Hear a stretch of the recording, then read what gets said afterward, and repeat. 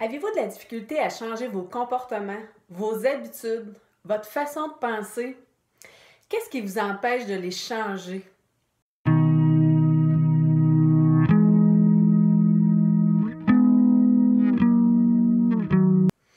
Bonjour, ici Marie-Christine Savard, coach de vie, éducatrice spécialisée, auteure et créatrice des ateliers Ouvrez les portes du bonheur. Bienvenue et merci d'être là pour cette nouvelle capsule vidéo sur le développement personnel et la gestion des émotions. Avez-vous remarqué comment il est difficile de changer certains comportements, certaines habitudes et certaines façons de penser? Ce sont les résistances au changement qui nous empêchent d'atteindre nos objectifs et d'être heureux dans la vie. Parce que inconsciemment, on a tendance à aller vers ce qu'on connaît déjà et à entretenir sans s'en rendre compte des croyances et des pensées qui sont ancrées en nous, même si elles sont complètement irréalistes, désuètes et stupides. Certaines croyances peuvent même nous amener à se comporter à l'opposé de nos désirs et de l'atteinte de nos objectifs et même de nos valeurs. Selon Jacques Regard, auteur de Les émotions tout simplement, c'est uniquement la répétition mentale de ce qui nous préoccupe qui nous donne une apparence de solidité à toute épreuve. Selon Lucien Auger, philosophe et psychologue, il y a 3 sources de résistance. La première source de résistance, c'est la ténacité des habitudes que nous avons acquises depuis l'enfance. En comparaison, on n'a qu'à penser comment c'est difficile d'apprendre une nouvelle langue. Et pourtant, il nous a été facile d'apprendre notre langue maternelle quand on était enfant. C'est parce qu'on n'avait pas à se défaire de ce qui était déjà là puisqu'on ne parlait aucune langue.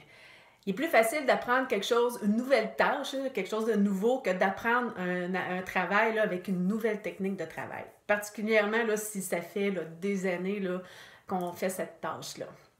De plus, comme bien souvent, on demeure dans le même environnement, on doit s'attendre à ce que les gens autour de nous ne comprennent pas notre nouvelle façon de penser et d'agir, ce qui entraîne des commentaires souvent négatifs et ainsi ça entretient nos vieilles croyances. Il est à noter qu'il est irréaliste de penser qu'on peut changer seulement en quelques heures ce qui est ancré en nous depuis des années. La deuxième source qui n'aide pas à se délivrer des résistances est la façon dont on s'y prend pour se défaire de nos fausses croyances et de nos idées irréalistes. On a tendance à le faire de façon épisodique et sur une courte durée, alors qu'il est préférable de confronter ses idées et ses croyances à tous les jours et même plusieurs fois par jour jusqu'à ce qu'elles disparaissent. Il est important d'en prendre conscience parce que si on ne confronte pas nos idées à un moment de la journée, ça se peut que le reste de la journée, on continue notre discours interne négatif ou irréaliste. Puis les émotions désagréables vont avoir tendance à revenir, puis les comportements désirables aussi. Une troisième source de résistance, c'est évidemment si on est dans un état de fatigue ou si on est malade. Ça peut diminuer grandement notre capacité à penser clairement et de façon logique. Dans ce temps-là, c'est comme si on régressait vers des stades antérieurs. Lorsqu'on est dans un état de fatigue, il est d'autant plus facile d'alimenter ces discours négatifs-là et irréalistes.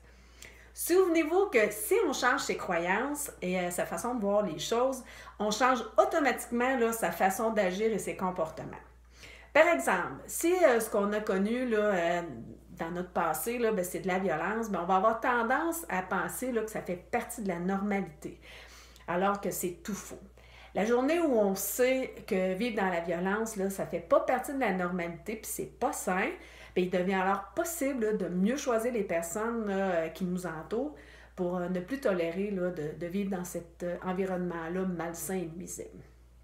En résumé, on change ses pensées, ses croyances limitantes et par le fait même, on change son état interne et ses émotions et du coup, ses comportements. Mais il y a 3 sources de résistance qui peuvent ralentir ce processus de changement-là, soit les vieilles habitudes, la façon qu'on s'y prend pour se débarrasser de ses croyances limitantes et quand on est dans un état de fatigue ou quand on est malade.